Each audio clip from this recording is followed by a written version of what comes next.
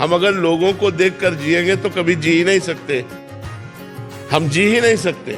अगर चार लोग आपको अच्छा बोलेंगे तो चार लोग आपको बुरा भी बोलेंगे। उनकी खोपड़ी है, उनका दिमाग है, वो तुम में बुराई देख रहे हैं। हमको अपने में जीना है, दूसरा हमको क्या कहता है। लोग परेशान इस बात में, अगर चार वाह वाह कहेंगे तो चार तुम्हें गाली भी देंगे। धर्म की व्याख्या क्या है, इस बात का निर्णय कौन करता है? हे मधुसूदन, वो कौन है जो धर्म का विधान बनाते हैं? हे अर्जुन, हर प्राणी अपने धर्म का विधान स्वयं बनाता है। मैं समझा नहीं केशव। देखो पार्थ, धर्म का जो विधान किसी दूसरे ने बनाया हो वो तुम्हारा धर्म नहीं हो सकता। तुम्हारा धर्म वही है जिसे तुमने स्वयं बनाया हो, जिसे तुम्हारी आत्मा ने स्वीकार किया हो। धर्म व्यक्तिगत चीज है जिसका फैसला व्यक्ति को स्वयं करना पड़ता है। हे धनंजय, सत्पुरुष कभी अपने अधिकारों की सीमा का उल्लंघन नहीं करते। अर्थात अपने कर्म में स्थिर रहो पार्थ, स्थिर रहो, क्योंकि कर्म की कुशलता का ही नाम योग है।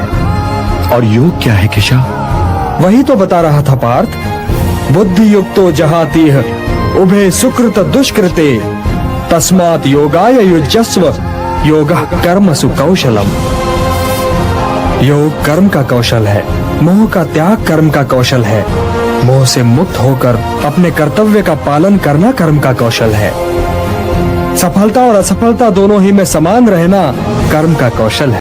विनाश काले विपरीत बुद्धि। जब मन में अहंकार जन्म लेता है महादेवी, तो सर्वप्रथम मन की कोमल भावनाओं को समाप्त कर देता है, और जब मन की कोमल भावनाओं का अंत होता है तो वो पतन का पहला संकेत होता है। जिस प्रकार पत्थर की चट्टान पर पुष्प नहीं खिल सकते, उसी प्रकार कठोर हृदय में सुंदर भावनाएं नहीं रह सकती महादेवी। जिस प्रकार वृक्ष जितना ऊंचा होता जाता है, उसके गिरने की संभावनाएं भी उतनी ही बढ़ती जाती हैं। उसी प्रकार अहंकार जितना बढ़ता है, उसका अंत होना उतना ही निश्चित होता जाता है।